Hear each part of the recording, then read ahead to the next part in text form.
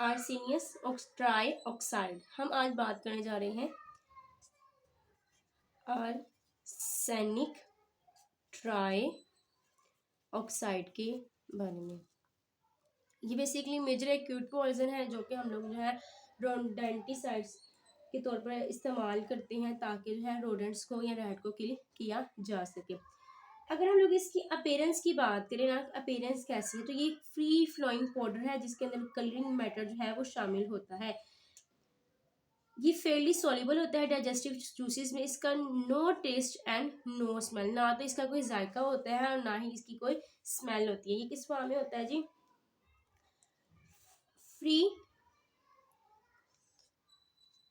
Free flowing powder है, ठीक है, जिसमें कलरिंग मैटर एडिड होती है। एडिड कलरिंग मैटर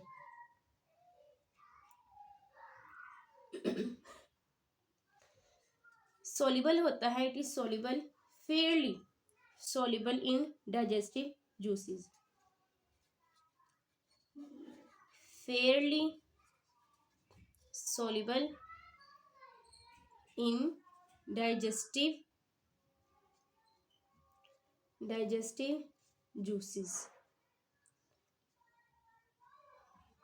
टेस्ट या फिर स्मेल की बात करें, इसकी ना तो स्मेल होती है और ना ही इसका कोई जायका होता है, इसलिए इसको आसानी से रोडेंट्स को किल करने के लिए इस्तेमाल किया जा सकता है।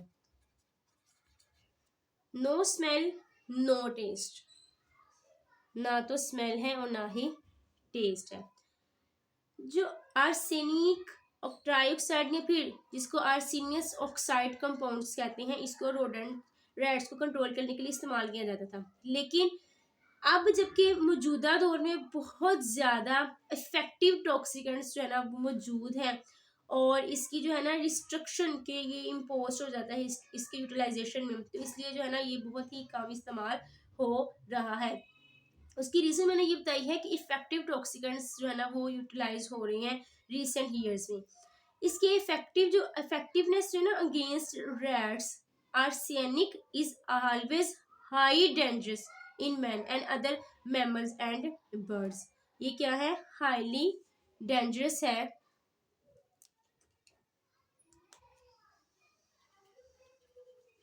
हाईली डेंजरस, हाईली डेंजरस है इंसानों के लिए और दूसरे बहुत ज़्यादा मैमल्स के लिए। Highly dangerous to men and other mammals as well as birds। Mammals और बर्ड्स के लिए हाईली डेंजरस है। ये बहुत ज़्यादा अहम है कि इसका जो ताल्लुक है ना इसकी इफेक्टिवनेस के साथ है। It is critical in relation to its effectiveness कि आर्सेनिक जो कंपाउंड है ना उसको यूटिलाइज किया जाता है बैड प्रिपरेशन में। ये एक ज़बरदस्त किस्म की जो ना एक इफेक्टिवनेस है इसके होने की वजह से। इफेक्टिवनेस क्या है जिसकी? इफेक्टिवनेस कि जब हम बैड की प्रिपरेशन की जाती है जो अगर रोडेंट्स या रैट वगैरह को प्रोवाइड करनी होती है तो उसकी प्रिपरेशन में इसको इस्तेमाल किया जाता है। Used in bad preparation, clear है? ये इंतहाई इफेक्टिव है अगेंस्ट रैट्स के, ठीक है। और दूसरी मैंने ये बात बताई है कि इसका एक ज़बरदस्त किस्म का इसकी इफेक्टिवनेस का जो ताल्लुक है ना वो ये है कि इसको इस्तेमाल किया जाता है बैड प्रिपरेशन में। ये फाइनली पाउडर्ड फॉर्म में होती है। इसके पेरेंट्स मैंने क्या बताई है? पाउडर्ड फॉर्म में। इसको जो इस्तेमाल है ना क्रॉसली ग्राउंड आर्सेनिक कंपाउंड्स का, वो रिड्यूस कर देता है इफेक्टिवनेस को और एरेटिक रिजल्ट को, क्लियर है? अगर हम लोग इस्तेमाल करें ना ग्राउंड आर्सेनिक कंपाउंड्स को, यूज ऑफ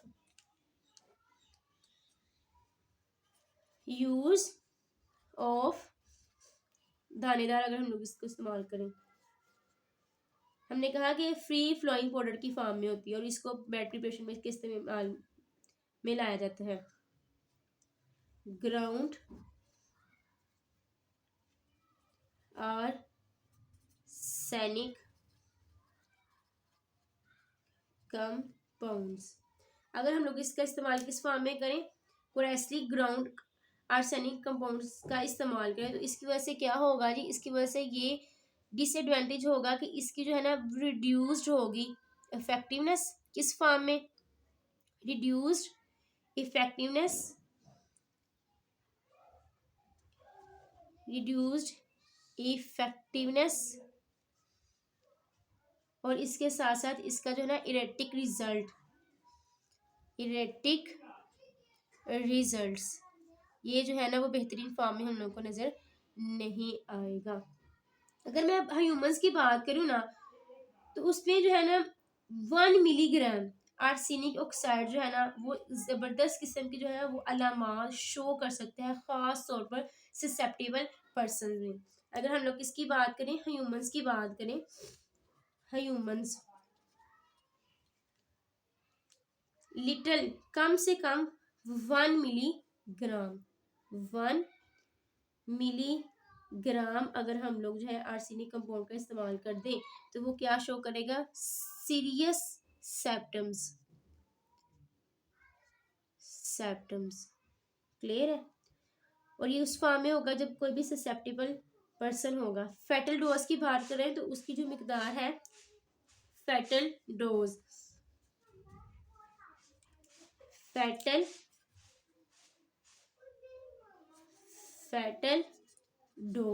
तो वो क्या है जी, उसकी मिकदार क्या होनी चाहिए? इंसानों की बात हो रही है। फेटल डोज की जो क्वांटिटी है वो 0.1 to 0.2 ग्राम्स है इंसानों में। क्लियर है? ह्यूमन टॉक्सिटी, क्योंकि जो ह्यूमन टॉक्सिटी है ना वो बहुत ज्यादा इसके अंदर इन्वॉल्व है। क्लियर है? इस वजह से जो है ना इससे ज्यादा टॉक्सिकेंट्स, इफेक्टिव टॉक्सिकेंट्स को ना इस्तेमाल किया जा रहा है, खास तौर पर not a material but should be made available for commercial purchase. Clear है? और इसका जो इस्तेमाल है ना वो मैस रैट कंट्रोल कैंपेन में जो है ना वो किया जाता है। रिस्ट्रिक्टेड यूज की बात करें तो बैड प्रिपेयर्ड की जाती है इस कंपाउंड के साथ। क्लियर है? और इसमें जो है ना टार्टेरिक एमिड्स मौजूद होता है। अगर उस इंजेस्ट कर ले ह्यूमन तो जो है ना उससे जो है ना वो वोमिटिंग जो है ना उसमें कमी आएगी। क्लियर है? Restricted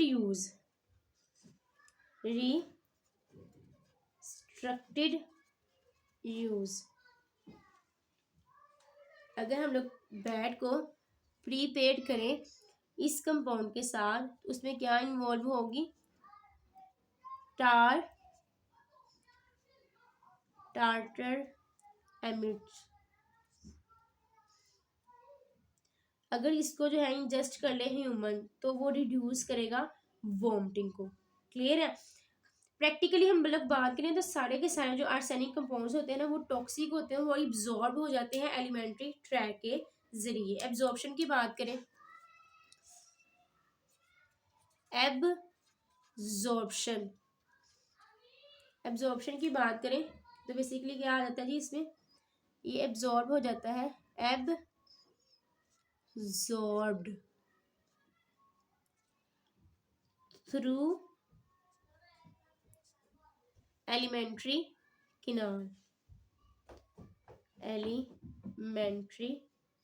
track.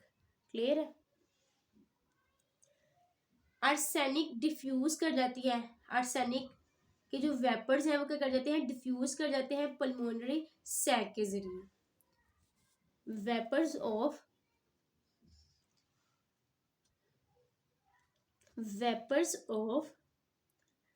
आर्सेनिक डिफ्यूज, ये क्या कर जाते हैं? डिफ्यूज कर जाते हैं किसके जरिए? Through pulmonary sac.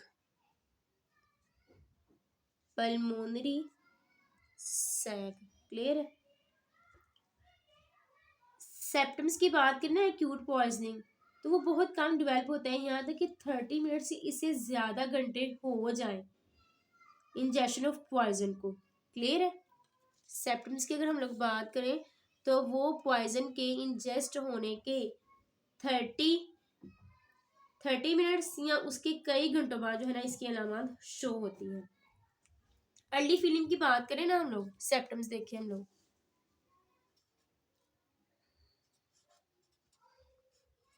अलामत,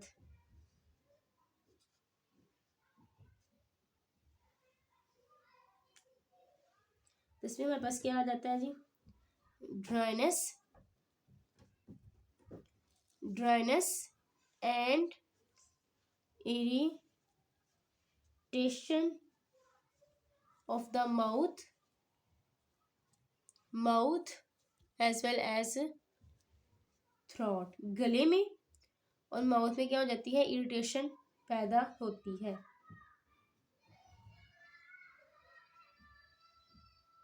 क्लियर है। इसके बाद जो है ना पेन होना शुरू हो जाती है लिम्स में, subsequent pain in limbs with headache, उसके साथ क्या होना शुरू हो जाता है, हेडेज, हेडेज, कन्वल्शन हो जाती है, शुरू हो जाती है, कप कप कपाहट, convulsions, muscular weakness, muscular weakness, और अनकॉन्शियसली जो है ना वो इंडिकेट किया जाता है effect of arsenic upon the central nervous system.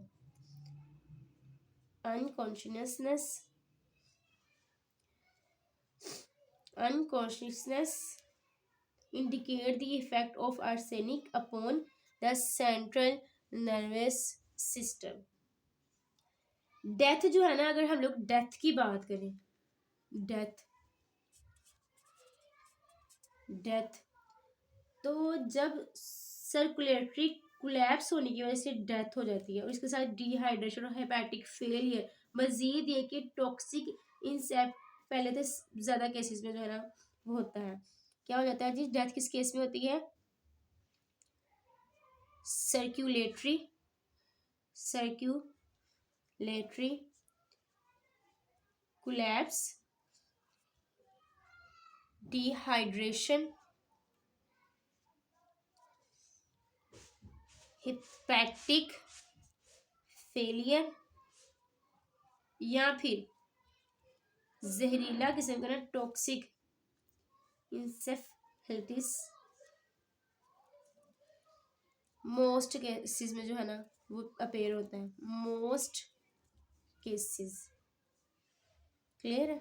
These all are the about arsenic trioxide. Clear है। ये दूसरे लफ्जों में हम लोग इसको कहते हैं आर्सेनियस, दूसरे लफ्जों में हम लोग इसको क्या नाम देते हैं, आर्सेनियस ऑक्साइड कंपाउंड। क्लियर है। हमने इसके बारे में बात की कि इसकी अपीयरेंस कैसी है, सोलबिलिटी क्या है, टेस्ट, स्मेल, डेंजिसिटी, ठीक है, और यूज इस फॉर्म में किया जाता है, फेटल डोज क्या है ह्यूमंस के लिए, मजीद की अलामात क्या है और डेथ किन सूरतों में होती है। मजीद इफेक्टिव और इंफॉर्मेटिव वीडियोस के लिए सब्सक्राइब करें हमारे चैनल, लाइक माई वीडियोस, और अपना ख्याल रखिएगा, दुआ में याद रखिएगा। इंशाल्लाह मिलते हैं नेक्स्ट वीडियो में। अल्लाह हाफिज़।